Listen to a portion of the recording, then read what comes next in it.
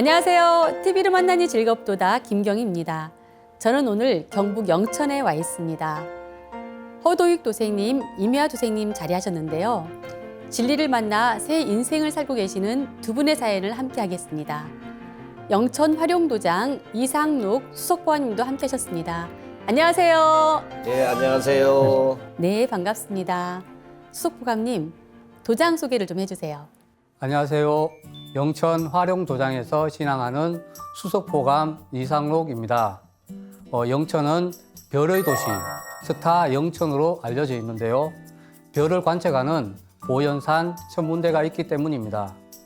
그래서인지 영천 활용도장은 수호사님을 중심으로 7개 구역과 7분의 포감님이 계시며 도생님 한 분 한 분이 착하고 순수하며 늘 하늘의 칠성 기운을 받으며 축복받은 영천 활용도장입니다. 지금 어려운 비대면의 상황에서 온라인과 오프라인을 통해서 함께 협의하며 일심으로 신앙하는 멋진 활용도장입니다. 네, 하늘에는 북두칠성, 영천 활용도장에는 7분의 포감님이 계신다는 도장 소개가 인상적인데요. 먼저 두 분의 사연을 이제 함께 나눠보도록 하겠습니다. 호도익 도생님, 네, 상제님 신앙 이전에 네. 기독교를 신앙하다가 불교에서 스님 생활을 오래 하셨다고 들었는데요. 네. 어떤 사연인지 들려주세요. 저는 처음에는 교회를 다녔었어요. 이제 직장 생활을 하면서 교회도 다니고 하다가 그곳에서 이제 또 성경에 좀 빨리 들려가는 대목도 많고 해서 제가 이제 목회 생활을 한번 해봐야 되겠다 하는 생각을 가지고 또 성경 공부도 또 열심히 했습니다. 그러다가 이제 또 시간이 좀 흐르면서 세월이 흐르면서 제가 큰 사고를 당하게 돼요. 그래서 그 사고를 당하게 되면서 뭐 한 번이 아니라 뭐 한 두세 번이 이렇게 이제 연장으로 이렇게 사고가 나다 보니까 뭐 아무것도 하기가 싫어져 버리고 내가 교회를 다니면서 열심히 이렇게 신앙생활을 한다고 하는데 어떻게 나한테 이런 일이 터지는가 싶어 가지고 그냥 아무것도 하기가 싫어 가지고 이제 안 하게 되었어요. 근데 이제 어느 날 저희 큰 누님이 우리 집안은 대대로 불교 집안인데 네가 교회를 다니면서 또 목사가 되겠다고 하니 그런 일이 안 터지냐. 그러니 나하고 같이 절에주 한번 가보자. 그래서 가가지고서도 네가 마음에 안 들고 정이나 절이 싫다면 그땐 네가 알아서 해라. 이렇게 이제 말씀을 하시길래 그래 한번 절에도 한번 가보자. 하도 되는 일이 없으니까. 그래서 거기 절에를 갔는데 아니 너무 편한 거예요, 내가 마음이. 그래서 이제 거기 스님을 이제 첫 대면을 하는데 그 스님이 나를 떡 쳐다보더니 아니 어떻게 죽을 사람이 왔느냐, 어떻게 죽지 않고 왔느냐고 이런 말씀을 하길래 그때 뭐 내가 뭐 그때 나이도 어린 상태니까 그러고선 그때 이제 조상님들 천도식을 하고 그러고 이제 나갈 때에 이제 집에 갈 때에 스님이 부적을 하나를 써주는 거예요. 그래서 당신은 지금 죽을 운에 걸려 있다. 그러니 이 부적을 가지고 가도 위험을 따르는데 죽지는 않을 것이다. 그러나 친구가 불러내도 절대 나가지 말고 집 안에만 있어야 된다. 근데 제가 그때 나이도 어린데 그것이 기억에 들어오겠어요? 네. 이제 집에 들어와서 있는데 진짜 친구가 불러내더라고요. 그래서 나가서 술을 좀 먹고 그리고 이제 친구가 음주운전을 하는 차를 같이 타게 된 거예요. 그래서 이제 한 3m 되는 낭떠러지에 이제 굴러 떨어지게 된 거죠. 그래가지고 그때 이제 병원에 이제 입원해 있으면서 야, 이건 또 뭔가. 그 스님이 이거 하셨던 말씀이 딱 맞네, 이거. 그래서, 이제 이상하게 이제 스님한테 이제 끌리면서 제가 이제, 나는 교회하고 또 안 맞는가 보다. 그럼 난 여기서 하지 말자. 그럼 절에를 다니자. 제가 이제 그렇게 생각을 마음 먹었던 거죠. 네. 네. 낭떠러지에서 떨어지는 큰 사고를 겪으면서 불교 신앙을 접하게 되셨네요. 네. 대대로 이 집안에서는 불교를 신앙하셨는데 네. 어떻게 혼자서 기독교를 신앙을 하셨고 더군다나 이 목회자, 목사님이 되겠다는 꿈을 가지셨는지 궁금합니다. 제가 이제 아버지가 제가 10살 때 돌아가셨어요. 그래서 그렇게 이제 성장을 하면서 저희 어머니가 교회를 다니기 시작을 하신 거예요. 그래서 이제 저도 자연적으로 교회를 다니게 이제 된 것이죠. 그 이제 제가 이제 좀 성인이 되면서 목사님을 참 존경하게 되더라고요. 그래서 야 나도 이 좀 성직자가 좀 돼보자. 그래서 이제 성경을 좀 제가 좀 파고 들어가는 편이에요, 제가. 그래서 좀 파고 들다 보니까 재밌기도 하고 무섭기도 하고 또 아 이런 말씀을 전할 수 있다라는 것은 참 괜찮겠다. 그래서 저도 이제 그 마음을 먹고 이제 성경 공부를 하게 된 거죠. 이 성경 말씀 중에서도 어떤 크게 또 와닿은 부분이 있었기 때문에 더 그런 생각을 하셨을 것 같아요. 네, 성경 말씀에는 여러 가지의 이제 이렇게 좋은 말씀이 참 많지만은 제가 그때 그날이 아마 새벽이었을 거예요. 새벽에 제가 그 성경책을 읽는데 역대에 많은 선지자가 네가 보고 있는 이 글을 읽고자 하여도 못 읽었느니라. 그러나 너는 읽음으로 봄으로 복이 있도다. 이 말씀이 이제 내 눈에 들어온 거예요. 그래서 내가 그 말씀을 듣고 야, 나는 내가 이 말씀을 지금 보고 있는데 나보고 하시는 말씀이니까 아, 내가 복이 있구나. 자, 그런 생각을 가지고 이제 더욱더 열심히 이제 그 신학을 하게 된 거죠. 네.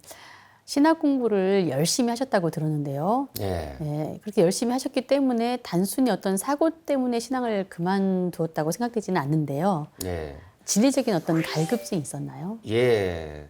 그때 제가 그 갈급증이라고 하는 것이 성경을 제가 아까 말씀드렸듯이 좀 파고드는 성격이라고 그랬지 않습니까? 좀 파고들다 보니까 성경에 들어있는 말씀은 일반 신도들한테 이렇게 안 믿는 사람들, 이제 쉽게 얘기해서 교회를 안 다니고 있는 사람들한테 얘기한 것이 한 말씀이 없어요.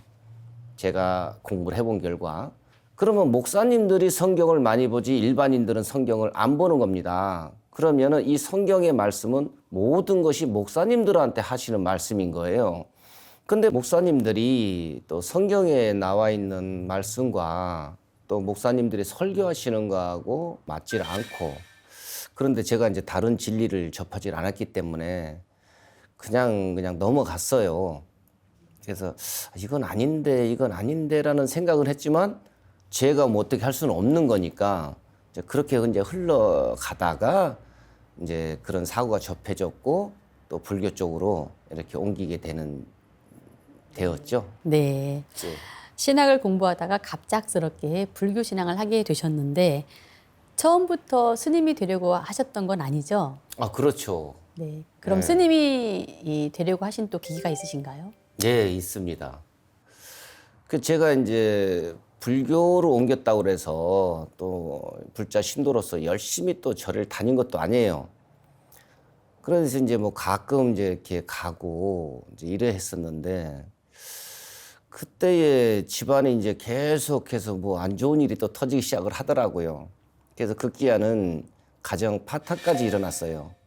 그래서 나는 산이나 가자, 산에나 들어가자. 그러고서는 맥없이 산을 그렇게 다녔던 거예요. 그런 이제 거기에서 제가 이제 어떤 한 스님을 만나게 됩니다. 그 스님이 나를 보고 이제 나의 사주에 대해서, 내 팔자에 대해서 너는 스님 팔자다. 그런 너는 세상에서 살 수 있는 사람이 아니니까 너는 일찌감치 스님이 되는 게 낫다. 근데 지금 네 나이에도 그 스님 되기는 참 늦었다마는 그래도 너는 앞으로 스님길을 가야지. 너는 세상에 가면 너 죽는다. 또 이렇게 말씀을 하는 거예요.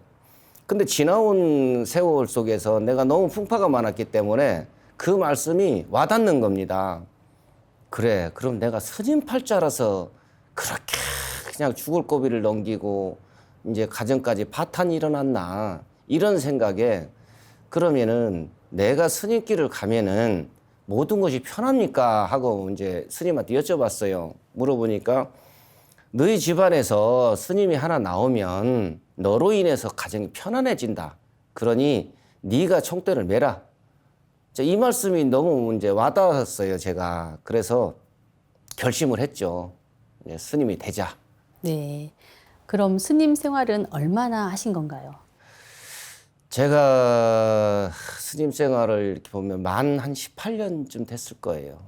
예, 예. 그럼 18년 동안 이 스님으로서 어떤 기도 생활을 하셨을 텐데요. 예. 예, 지장 기도를 많이 하셨다고요? 예, 제가 지장 기도를 하게 된 계기가 있습니다. 그럼 이제 다른 스님들은 이제 그 가람 안에서 이렇게 절 안에서 공부도 많이 하시고들 하는데 저는 어떤 여건에 있었든지 공부를 못 하게 돼요. 그래서 이제 저는 이제 산에를 주로 이제 다니면서 그 이렇게 무속인들이 왜 또 기도하고 막 그런 데 있지 않습니까? 산에 가다 보면은 그곳에서 같이 이렇게 기도도 해보고 또 무속인들하고 같이 얘기도 하면서 그 신에 대해서 이제 많은 얘기 듣고 또 궁금증이 생긴 것도 좀 물어보고 또 그렇게 흘러갑니다, 제가. 그러다가 이제 스님들 막 뒷바라지도 하게 되고 또 여러 가지로다가 이제 그 나를 나타내는 게 하나도 없는 거예요. 그래서 어느 날 절간에 앉아가지고 이제 신세 타령을 하게 되는 거죠. 야, 나는 도대체 이게 뭐냐. 남들은 좀 백일기도 몇 번 하면 그래도 좀 어느 정도 이렇게 올라서고 하는데 나는 맨날 이 모양이냐. 그러고 이렇게 참 그 허무함을 느끼고 있는데 그때 제가 제 눈에 띈 것이 지장경이 보이는 거예요. 그래서 그걸 꼭 뭐 읽어야 되겠다 이런 것이 아니었고 그냥 그 허무함에 그 책을 그냥 하나 꺼내가지고 이게 읽은 거예요. 그걸 읽다 보니까 아 이게 모든 것이 말씀이 와닿는 거예요, 나한테. 그때 제가 했던 말이 나 같은 놈한테 어떻게 이런 말씀을 주십니까 하고 막 눈물이 나는 거예요. 그래 이제 그 책에 빠져가지고 계속 읽으면서 아 내가 이제 이 지장경을 한번 써봐야 되겠다.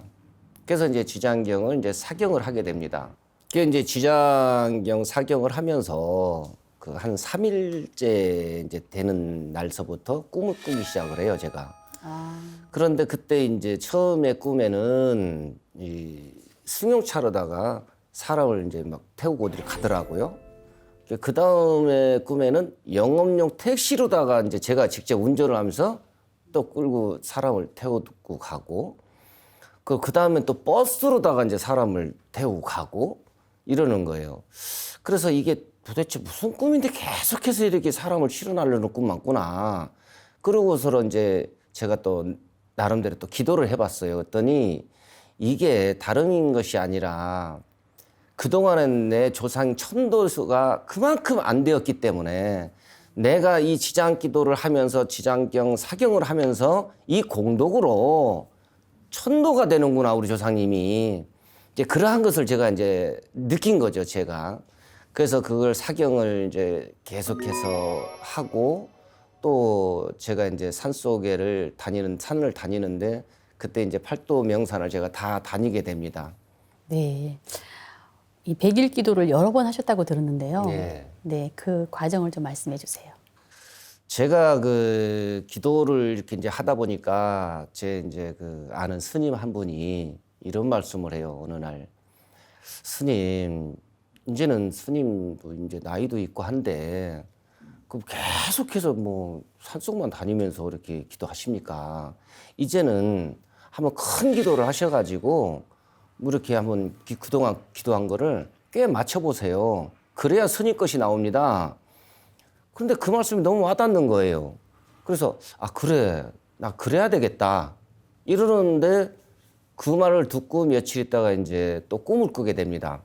꿈에 어느 보살님이 한 번 오시더니 아이 스님 뭐 하십니까? 그래서 뭐 내가 그럼 뭐 그랬더니 아 지금 빨리 가셔서 시험을 보셔야 됩니다. 그러는 거예요. 그래서 무슨 시험을 보라고 그랬더니 빨리 가셔가지고 승무사 자격증을 따라는 겁니다. 승무사 예, 자격증이요? 승무사. 그래서 그럼 지금 나 빨리 가라고 그러니까는 아니 가시긴 가시는데 이번에는 혼자 가셔야 됩니다. 누구하고도 가면 안 되고 혼자 가셔야 됩니다. 근데 도성 스님은 합격을 할 겁니다. 그러니 지금 이대로 계속 가시면 그 시험을 보시게 됩니다. 이제 그렇게 얘기를 하더라고요. 그래서 제가 이제 그랬죠. 지나온 세월이 내가 너무 어려웠다 보니까 그러면 내가 그 승무사라는 자격증을 따고선도 내가 맨날 이 모양 이 꼴이면 어떡할 건데? 이렇게 이제 내가 이제 물어봐요. 물어보니까 그 보살님이 그러는 거예요. 그러면 그 자격증을 따고 왔는데도 이 모양이라 그러면은 그때는 제가 와서 도와드리겠습니다. 이렇게 얘기를 하는 거예요. 그래서 알았다고 이제 그렇게 얘기가 된 거죠. 그럼 승무사는 어떤 의미인가요? 근데 제가 그때 그 보살님한테 승무사가 뭐냐고 좀 물어봤어야 되는데 그냥 승무사? 이렇게만 얘기를 했단 말이에요. 네. 그래서 승무 춤을 배워라 뭐 이것도 아니고 승무사라 했으니 이건 사라고 하는 것은 이게 자격을 얘기하는 것인데 뭘까 하고 이제 고민을 하고 하다가 이제 몇 년이 흐르고 지나면서 제가 이제 깨달은 것이 승무라고 하는 것은 우리가 큰 죄를 지낼 때나 또 한풀이 할 때나 이때에 승무춤을 추지 않습니까? 스님들이. 그러면서 상대들의 그 마음을 저 사람의 한을 또 풀어주고 그래서 이제 그러한 생각을 가져보니까 승무사가 그거였구나 하는 것을 늦게 이제 깨닫게 된 거죠. 말씀을 듣고 보니까 예. 이 상제님 진리 바로 이 해원도수. 예. 네, 그러니까 이 신명과 사람을 해원시키는 이런 그 의미와 연관이 된다는 말씀이신 거죠? 그렇죠. 예. 알겠습니다. 이 스님으로서 이 정말 이 기도 생활을 열심히 하셨지만 결실을 맺지 못하고 이 허무함을 느낄 때 지장경을 만나셨는데요. 네. 지장경은 지장신앙의 근본이 되는 책으로 알고 있는데요. 네. 지장보살은 어떤 분인지 수석보감님 설명 부탁드립니다. 예, 지장보살은 지옥에서 고통받는 중생들을 구원하는 대자대비의 보살로서 사찰에 가면 지장전이나 명부전, 시황전에서 모시고 있습니다. 석가모니 부처님 인멸 후부터 미륵 부처님께서 오시기 전까지 부처님이 없는 세상에서 육도의 중생을 교화하는 부처님입니다. 지옥으로 떨어지는 중생들을 모두 구제한 후에 부처가 되겠다고 서원했다고 합니다. 석가모니 부처님이 돌아가시기 전에 자신의 4대 제자에게 남긴 유언이 있습니다. 그 내용을 보면 앞으로 미륵 부처님께서 오시는데 너희들은 나의 도로 열반에 들지 말고 있다가 미륵 부처님의 도로 열반에 들라고 말씀하셨는데요. 이런 내용을 알고 지장보살님의 서원을 다시 한번 생각해 보면 그 의미가 분명해지는데요. 미륵 부처님이 오시기 전까지 열반에 들지 않고 중생들을 건지겠다고 한 지장보살의 서원은 석가모니 부처님의 가르침과 같은 것임을 알 수 있습니다. 네, 말씀 잘 들었습니다. 말법 시대에 오시는 구원의 부처님, 미륵 부처님이 오시기 전까지 중생을 구제하겠다고 서원하신 지장보살님 이야기 잘 들었습니다. 수석보감님 말씀을 들어보니 기도의 방향을 제대로 잡은 허도익 도생님이신데요. 지장 기도를 하면서 어떤 변화가 생겼는지 말씀해 주세요. 그러고서 이제 시간이 좀 세월이 좀 흘렀어요. 한 몇 년이. 그러고서는 이제 백일 기도를 들어가게 된 거죠. 그러니까 이렇게 들리는 거예요. 네가 그동안에 왜 공부를 안 했으며 그런데 왜 네가 성경 공부를 했으며 또 네가 주역을 왜 배웠으며 뭐 이러한 것을 다 얘기를 해주시는 거예요. 그러면서 지금의 네가 하는 것은 무엇이며 지장경에 나와 있는 이 말씀들은 무엇이다. 이렇게 이제 저한테 이제 한 며칠을 계속해서 얘기를 해주시는데 그때는 내가 이제 몸둘 바를 모르겠는 거예요. 이 말씀이 들으니까. 그래서 참 뭐 어떻게 표현을 못 하겠는 거죠. 그래서 그때에 제가 고민을 하게 된 것이, 야, 이 말씀을 어떻게 지어내야 되나, 이거 내가도 이거 참 알아듣기 힘든 말씀인데, 이 말씀을 어떻게 지어내야 되나 하고 이제 고민을 하고, 그러고서 이제 100일 기도를 한 번을 마쳤어요, 제가. 그리고 이제 또 몇 년이 흘렀죠. 그리고 이제 제가 또 다시 100일 기도를 들어가게 되었어요. 이제 그때 100일 기도를 들어갔는데, 그때는 제가 너무 막 몸이 좀 많이 안 좋았고요. 그래서 하여튼 그때의 100일 기도는 아픈 것뿐이 없었어요. 너무 아팠어요. 근데 그때 기도를 끝내고 제가 이제 그 사제 스님이 계시는 우주로 갔어요. 첫날 제가 잠을 잤는데 아침이 돼가지고, 스님, 제가 어젯밤 꿈을 꿨어요, 그러는 거예요. 그래서 무슨 꿈을 꿨는데, 아니 나도 모르겠어요. 하여튼 전해주라는 대로만 내가 전해줄게요, 이러는 거예요. 그래서 얘기해보라고. 그랬더니 아니 어떤 할아버지가 오시더니 도성이한테 전해줘라 그러면서 단군 성모 기도를 하라고 그래라, 이렇게 얘기를 했다라는 거예요. 그러면서 음양오행을 제대로 알아라. 음만 생산하는 것이 아니라 양도 생산한다라는 것을 알으라 그래라, 이렇게 말을 했다라는 거예요.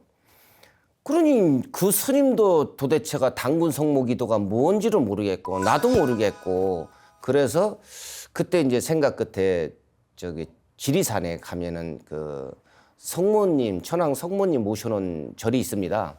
그래서 거기를 갔어요. 그곳에 가가지고 그 스님을 만나 뵙고, 이러이러한 꿈을 꿔가지고 나한테 전해줬는데, 이게 나는 해석할 수가 없어서 스님 찾아왔습니다. 그러니 좀 알려주십시오. 그랬더니 이제 그 스님은 그러는 거죠. 나보고, 스님이 마지막 기도할 때가 이제 할 자리가 있습니다. 이제는 스님으로서 마지막 기도입니다. 그래서 그것이 어디입니까? 그랬더니 울산에 가면 치술령이라고 하는 데가 있는데, 그곳에 가서 100일 기도를 하십시오. 그러면 거기가 스님이 마지막 기도터입니다. 딱 그렇게 얘기를 하는 거예요. 그래서 이제 제가 울산에 가서 치술령을 이제 알아보고 거기서 이제 100일 기도를 하게 된 거죠. 근데 거기서 100일 기도를 하면서 제가 바람은, 이제 내가 나이도 있고 하니까 도량을 하나 주십시오, 이렇게 하고 이제 기도를 하는 거 들어간 거예요. 그런데 한 달 정도 좀 넘어가니까 어느 날서부터인가 이제 내 입에서는 뭐라고 얘기가 나오냐면은, 그 지장보살님이 석가모니 부처님 앞에서 이런 말씀을 했거든요. 열반 당시에, 세존이시여 걱정하지 마시고 열반에 드셔서 내가 그들과 함께 지옥 중생을 다 구제하겠나이다 하는 귀절이 있어요. 그 생각이 나는 거예요. 그래서 내 입에서는 근데 이제 도량을 주십시오, 이렇게 했는데, 어느 날서부턴가는 지장보살님께서 말씀하시는 그들이라는 그 속에 저도 껴주십시오, 이렇게 이제 기도가 나오는 거예요. 그래서 이거 아닌데 내가 왜 그 기도를 하냐? 아니지, 난 여기서 난 딱 끝을 내야 돼. 그러니까 난 도량을 가져야 돼. 그리고 도량을 달라고 또 기도를 들어가면 그 기도가 또 나오는 거예요, 이게. 그렇게 지나면서 또 어느 날인가 무슨 생각이 나냐면은, 너도 사입이라고 했잖아, 이러시는 거예요. 그래서 이게 뭔 소리지? 그랬더니 너도 알아보지 않고 사입이라고 그랬잖아. 그래서 뭐지, 내가 누구한테 사입이라고 그랬어? 생각이 나는 것이 이제 상생방송이 생각이 나는 거예요. 옛날에 제가 상생방송을 한번 봤거든요. 그때 볼 때에 이제 지금 생각해 보니까 태상종도사님께서 도움 말씀을 내리시는 것 같았었어요. 근데 거기서 이제 옛날에 지냈던 그 성자분들의 이름이 공자석가 예수 노자 뭐 이렇게 다 나오고, 뭐 참 이름 있는 성자들의 이름이 또 다 나오더라고요, 좀 보니까. 그래서 더 이상 알아보지 않고, 야, 이거는 보통 사이비가 아니다. 이건 큰 사이비가 나온 거야, 이거. 그래서 그럼 내가 기도 끝나고 가서 알아보자. 그러니까 내가 먼저 알아보는 게 낫다. 저 사람들도 나한테 그러니까 사입이라 했지. 그래, 한번 알아보자. 그러고서 제가 이제 기도 끝나고 내려와서 상생방송을 이제 보게 된 겁니다, 그때에. 그럼 상생방송을 이제 보시면서 본격적으로 지금 시청을 하시게 된 거잖아요. 예. 이제 그 이후에 쭉 그 진행된 과정을 말씀해 주세요. 트집을 잡아보려고 그랬어요, 제가. 트집이요? 예, 트집을 잡으려고 그랬던 거예요. 이거 도대체 뭘 가지고 하나 하고서는 이제 가만히 들어보니까 아, 내가 그동안에 목말라 했던 말씀들이 나오는 거예요. 그래서 정말 뭐지? 맞는데? 아니 뭐 이 말씀이 맞는데? 맞아. 그렇지. 맞지. 이렇게 이제 제가 마음을 먹게 되는 거예요. 네. 그래서 여기 저 상생방송에 전화를 해가지고 이 도전책을 제가 이제 하나 구입을 했어요. 네. 그래서 이제 도전책도 보면서 상생방송도 보는데 그 아침에는 새벽 수행이 나오지 않습니까? 그래서 이제 거기 태울주가 나오고 이래 하는데 저 뭐지 무슨 주문이지 무슨 주문이지 이러고서는 하는데 분명히 말씀은 좋은데 저 주문은 또 뭘까 이렇게 이제 생각을 하고 일단은 적었어요 제가. 자 적어가지고서는 이제 신도들한테 이제 주려고요. 예. 그래서 말씀이 너무 올바르니까 그래서 아 지금은 때가 되었구나. 미륵 부처님은 다녀가셨구나. 그래서 스님들이 이게 자세히 알지 못하면 어떤 분은 다녀가셨다. 어떤 분은 지금 미륵 시대다. 이렇게 얘기하는 내용이 싹 스치는 거예요. 그래서 그럼 다녀가셨네. 150년 전에. 이런 생각이 들면서 그러면은 지금이 미륵 시대라 그러면 주문도 다 바뀐다. 그럼 이 주문이 맞다. 저는 이제 그렇게 생각이 들어가는 거예요. 주문의 뜻도 모르면서 이 주문이 맞는 거다. 그러면 미륵 부처님이 내려주신 주문이라면 앞으로 이 주문을 해야 되는 게 맞다. 그런데 제가 이제 고민이 생기는 게 뭐였냐면 야 이걸 갖다가 지금 내가 그러면 이 말씀과 이 주문을 신도들한테 준다면 저들이 또 뭐라고 그럴까? 이 주문은 뭐예요? 하고 물어본다면 내가 뭐라고 대답을 해야 될까? 이렇게 이제 생각이 들어가니까 또 고민에 빠지잖아요. 그래서 며칠을 고민하다가 줘야 돼, 말해야 돼, 줘야 돼, 말해야 돼. 뭐 이렇게 이제 하고 있다가 생각이 그런 거죠. 네가 스님이 맞다면은 신도들을 네가 왜 겁을 내냐? 너는 진리를 전하는 사람이지. 네가 신도들을 갖다 관리를 해서 저들한테 뭐 돈 빼먹으려고 네가 지금 뭐 잘 먹고 잘 살라고 지금 네가 도량을 꾸미냐? 그러니 너는 진리를 전하고 네가 깨달았으면 그 깨달음을 갖다가 너희 저 신도들한테 중생들한테 전해주는 게 맞지. 아, 이게 이제 자꾸 생각이 나는 거예요. 그래서 거기서 용기가 생겨가지고 주문을 이제 신도들한테 논아줬죠. 이게 뭐예요, 스님? 그래서 앞으로 이 주문을 해라. 이 주문은 스님이 이거 받았어. 그렇게 얘기를 했어요. 이 스님이 받았어. 그러니까 읽어. 근데 스님이 기도 중에 받았대.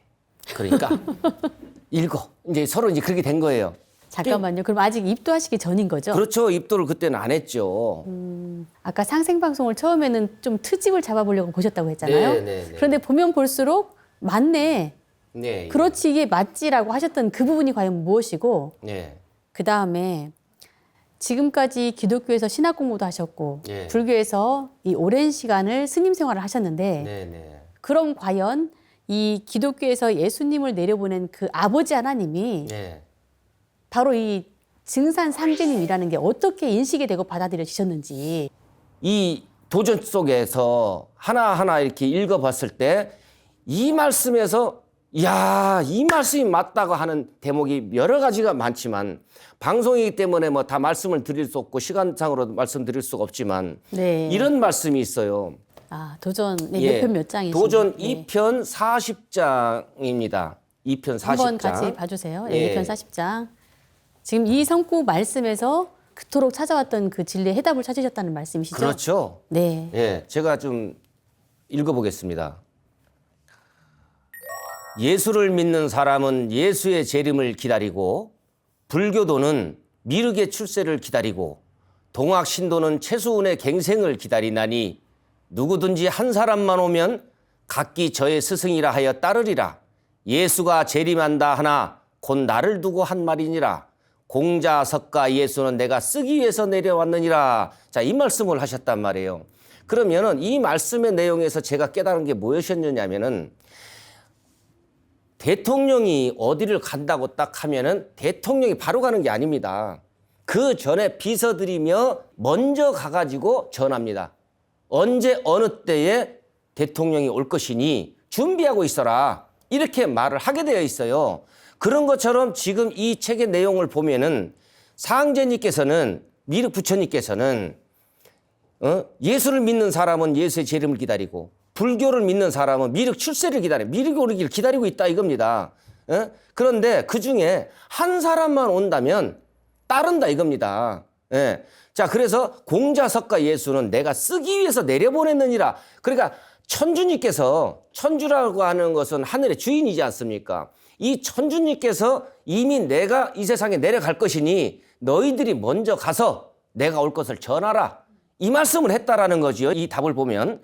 자, 그럼 그 밑에 기절에 42장을 보게 되면은 이제 온 천하가 대개벽기를 맞이하였느니라. 내가 혼란기 짝이 없는 말대의 천지를 뜯어 고쳐 새 세상을 열고 비겁에 빠진 인간과 신명을 널리 건져 각기 안정을 누리게 하리니 이것이 곧 천지개벽이라. 옛일을 이음도 아니요 세운에 매어 있는 일도 아니요 오직 내가 처음 짓는 일이니라. 이 말씀에서 내가 간 거예요. 예. 이 지금 이 도전 말씀에서 상제님께서 하시는 말씀은 내가 옛적에 있던 것도 아니요 새로 낸 것이다. 이렇게 말씀을 하셨단 말입니다. 예. 그래서 옛적에도 듣지 못했고 이제 또한 들을 수 없으며 옛적에 그 어떤 도와 견줄 수도 없고 이제 또한 견줄 만한 것이 없느니라. 이 말씀에서 견줄 만한 게 없다고 이렇게 큰 소리를 칠 수 있는 책이 없다 이겁니다. 지금까지. 네. 그래서 내가 이 말씀을 듣고 제가 증산도에 입도를 한 겁니다. 네, 알겠습니다. 참 많은 시간을 돌고 돌아서 네. 정말 간절히 찾던 그 기도 끝에 네. 네, 바로 그분, 네, 바로 네. 그 아버지 하나님, 바로 그 미륵부처님, 네. 바로 증산 상제님을 만나게 되신 거죠. 네. 네, 정말 고생 많으셨는데요. 자, 그럼 이어서 이미화 주생님의 사연도 들어보겠습니다. 진리를 어떻게 만나게 되셨나요? 네, 저는 평소에도 제가 한국인이라는데 굉장한 많은 자부심을 가지고 사는 사람이었거든요. 근데 그러던 차에 제가 2018년도 10월 초에 그 영천 고수부지에서 한약 축제를 열거든요, 해마다. 근데 거기에서 그 역사 광복 찾기 서명 운동을 하는 분이 계시더라고요. 평소에 우리나라의 역사에 대해서 굉장히 좀 분노하고 이러는 사람이다 보니까 아주 흔쾌히 서명을 했어요. 그래서 서명을 하고 그분한테서 이제 환단고기 소책자, 네. 그 진한 분홍색으로 된 조그만 책자 있대요. 그걸 이제 저한테 빌려주겠다고. 그래서 이제 그걸 가지고 와서 와서는 시간도 너무 없고 해서 그걸 한 반 정도 읽고는 그냥 한쪽에 꽂아뒀어요. 그래 꽂아두고 가맣게 읽고 있었는데 한 8, 9개월이 지나서 그때 책을 전해준 그분한테서 전화가 왔더라고요. 그래 그분이 잘 읽었냐고 책을 물으시더라고요. 그러니까 제가 한 반 정도는 읽었습니다. 어떻던가요? 뭐 거기에 대해서 몇 가지 간단하게 질문 대답을 하고 그분 안내를 받아갖고 영천 화룡도장이라는 데 그때 처음 왔어요. 여기 계시는 도생님들이 다 착하십니다만은 특히 저한테는 굉장히 그날 이렇게 좋게 받아들여졌던 게 보통 사람들은 왜 세상 사람 자기 살아온 이야기를 들으면은 세상의 기준이 경제잖아요, 지금은. 그 경제적인 잣대로 사람들을 평가를 하고 받아들이고 이러는데 그런 거 하나도 없이 편견 없이 저를 있는 그대로 현재의 나 있는 그대로 이렇게 받아주려는 그 모습이 너무너무 좋았어요. 그래서 이제 그 자리에서 책 2권을 빌려왔거든요. 이 한민족과 정산도와 다이제스트 개벽. 이 책을 읽으면 좋을 것 같다면서 포정님이 그때 소개를 해주셨어요. 그래서 이 책을 읽고 제가 이 책을 다 읽고 금방은 못 옵니다. 일본에 있는 이제 딸네 집에 애를 봐주러 가야 돼서 거기 갔다가 다시 올 때까지 이 책을 읽고 제가 오겠습니다. 그러고 이제 와서 이 책을 이제 읽은 소감을 얘기를 하고 이러면서 그 자리에서 이제 뭐 수호사님하고 좀 더 이 정산도라는 데 대해서 깊은 얘기를 제가 전해 듣고 아, 여기 같으면 내가 앞으로 계속 뭔가를 이렇게 얻을 수 있겠구나. 내가 궁금해했던 것을 찾을 수도 있겠구나. 네. 평소 이 한민족의 뿌리 의식을 이 갖고 계셨던 진짜 한국인이셨네요. 아유, 뭐 그거는 과찬의 말씀이고. 네, 우리 민족 문화와 이 역사에 그럼 관심을 갖게 된 어떤 계기가 있으신가요? 계기는 저는 이제 따로 제가 시간을 내서 뭘 역사를 공부해야겠다, 이걸 해야지 이렇게까지는 못했습니다. 그냥 평소에 책을 좋아하다가 보니까 김진명 씨의 역사 소설을 아주 탐독을 했습니다. 그리고 그 탐독을 한 결과 그 전에도 알고는 있었지만 우리나라 역사가 이 중국과 일본이라는 두 나라에 의해서 이렇게 왜곡되고 있구나, 이렇게 잘못 대한민국 국민들에게는 인식이 되고 있구나. 거기에 대해서 굉장히 많이 분노를 하게 됐고 또 그러면서 그 책들 속에 나오는 우리나라의 고대사 그리고 천부경이라든가 환단고기라든가 그런 것들에 대해서 아주 많은 궁금증이 일었습니다. 그럼 결국에는 역사를 바로잡는 것이 증산도구나. 네, 그렇다고 볼 수 있습니다. 네. 그럼 가정에서 따로 이 부모님이 함께 신앙을 했다든지 이런 경험은 없으신가요? 그런 거는 제가 전해 듣기로는 아버님은 뭐 거의 종교에는 관심이 없으신 분이었고 어머님은 결혼 전에는 뭐 성당을 다니셨단 말을 들었습니다. 하지만 막상 결혼 생활을 하시면서 어머님이 그 당신이 뭐 다니시던 성당을 다시 다니고 할 겨를이 아마 없으셨을 거예요. 다만 제가 기억하는 것은 그 우리 옛 어머님들이 하셨던 것처럼 그 새벽에 그 우물 깨끗한 물을 떠놓고 촛불을 켜놓고 비는 모습. 네. 물론 그 비는 거는 이제 가족과 식구들의 평안이겠지요. 그 비는 그런 모습은 많이 봐왔습니다. 네. 이 성당에 다니셨던 어머니께서 이 새벽마다 장독 때에 이 정화수를 떠놓고 이 자녀들을 위해서 간절히 기도했을 그 정성이 이렇게 느껴지는데요. 그럼 이제 결혼 이후의 생활에 대해서 좀 들려주세요.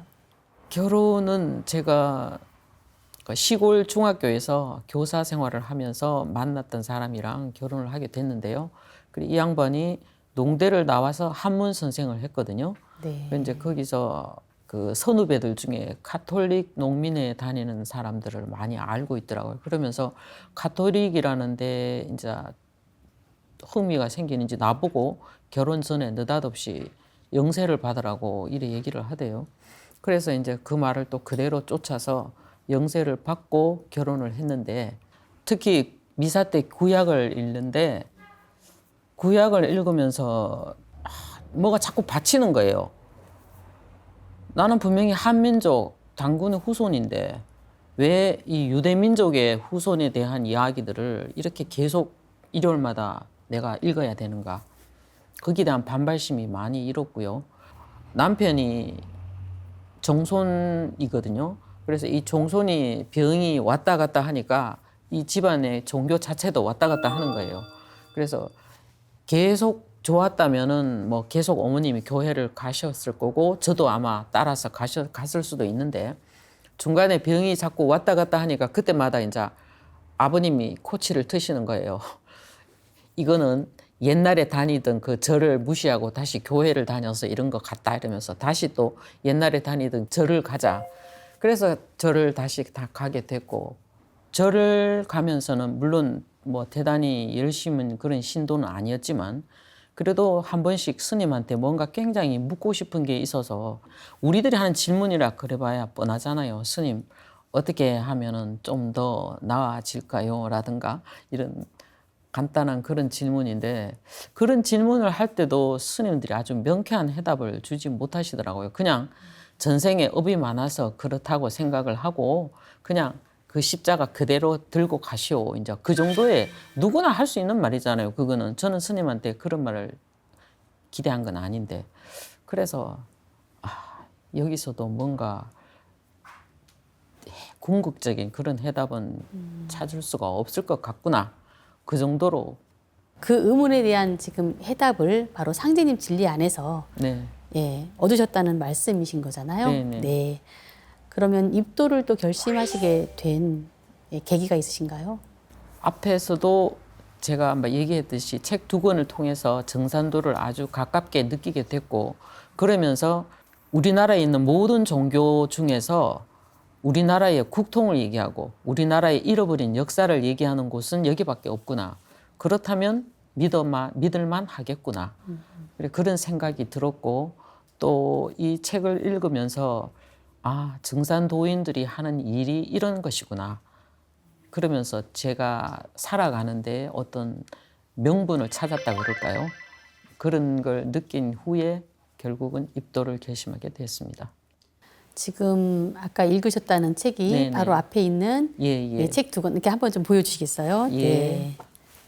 그 책을 읽으시면서 예. 네. 이 개벽과 상제님 강세 소식은 정말 엄청난 큰 충격으로 다가왔을 것 같은데요. 네. 이 두 책에서 얘기하는 것처럼 이렇게 천지 질서에 따라서, 천지 도수에 따라서 이렇게 이루어지는구나 하는 거는 제가 아주 충격을 받았죠. 그리고 정산 상제님이라는 분이 바로 우리 어머님들이 옛날부터 그렇게 빌어왔던 그 천지 신명, 결국은 그 천지의 주인이 바로 정산 상제님이시구나 하는 그런 아주 신선한 충격과 더불어서 제가 이 땅에 태어났다는 걸 더 자랑스럽게 여기게 됐습니다. 지금 한민족과 증산도와 다이제스트 개벽을 읽고 이제 네. 입도를 결심하시게 되신 건데요. 특히 기억에 남는 구절이 있으신가요? 네. 네, 이렇게 한번 보여주세요. 네. 한민족과 정산도라는 이 책을 보면요. 물론 뭐 구구절절이 다 옳은 말씀입니다만은 특히 제가 감동 깊었던 얘기는 앞에서 허도생님도 얘기를 하셨지만 220쪽에 보면 그 도전 말씀을 중간에 인용한 부분이 있거든요. 그 끝머리에 공자석가 예수는 내가 쓰기 위해 내려 보내느니라.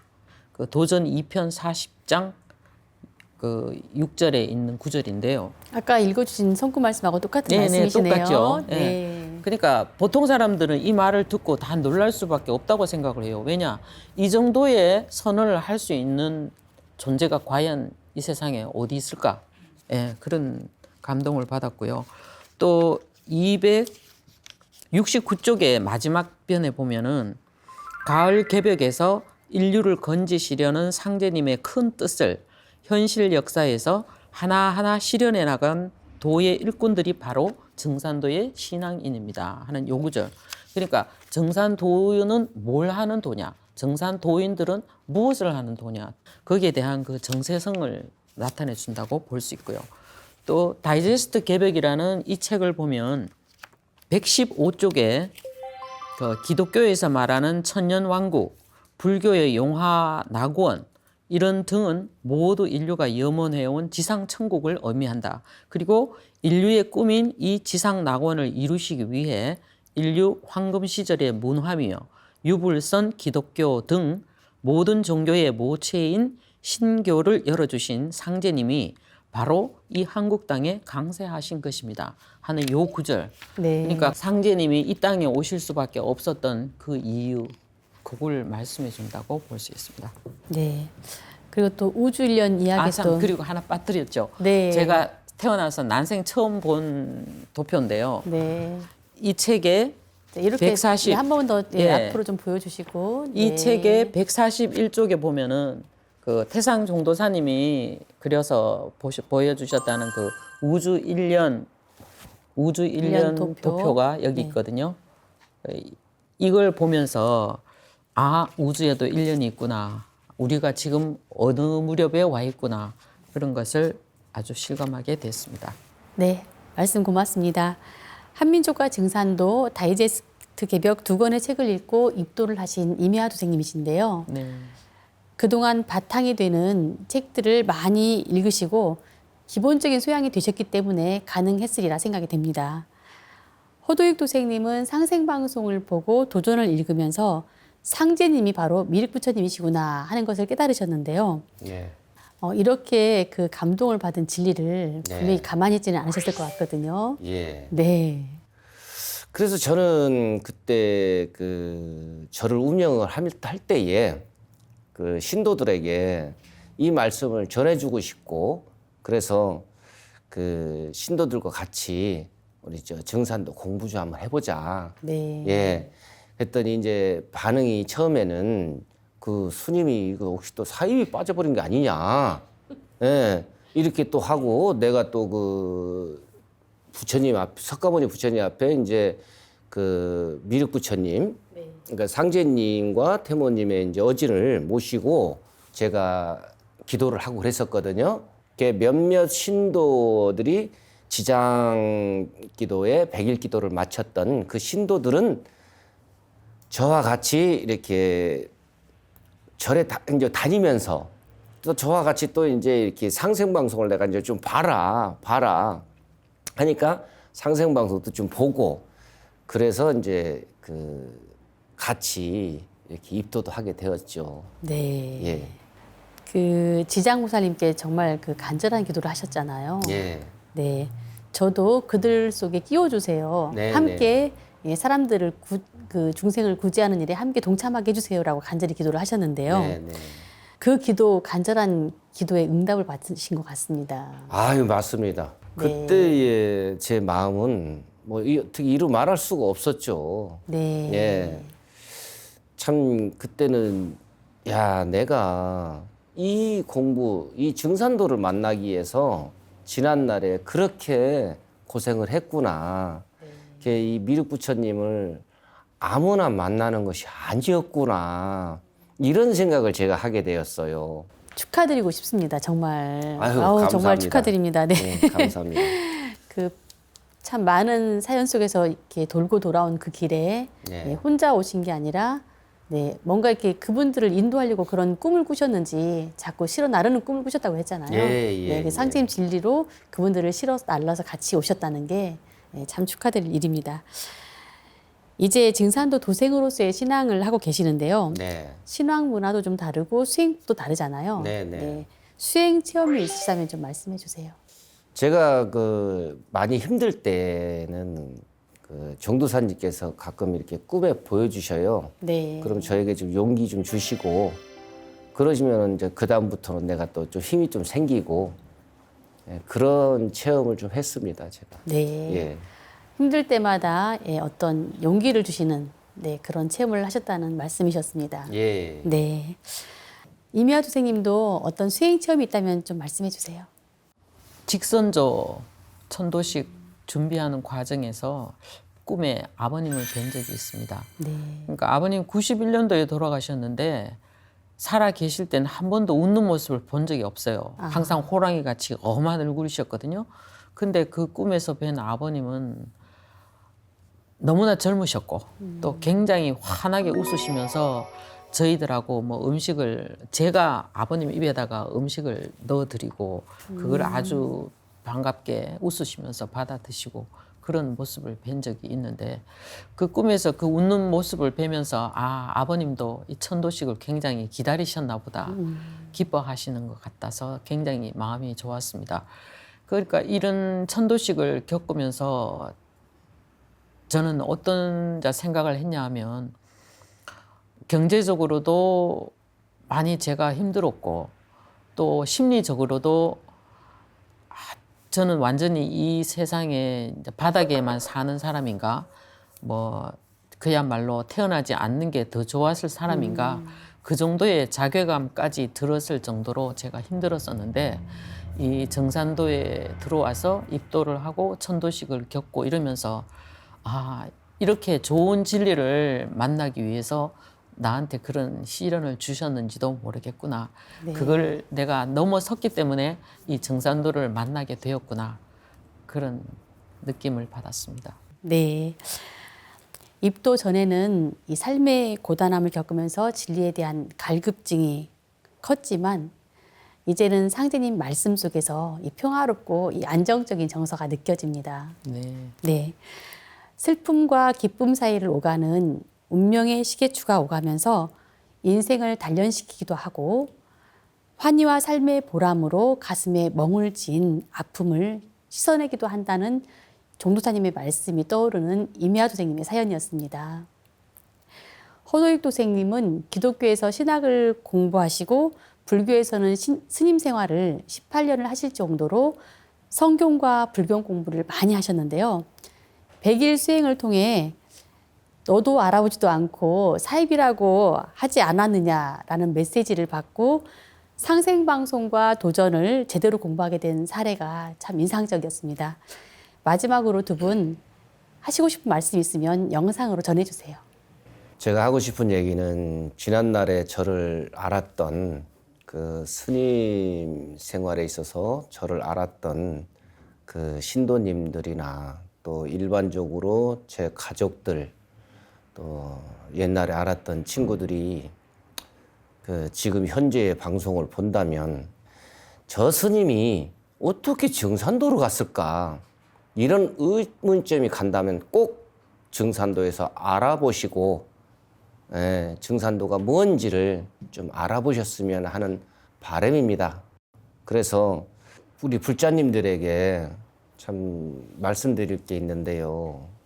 우리가 아침마다 그 스님들이 예불을 할 때에 그 책자에 보면은 당례불이 나옵니다.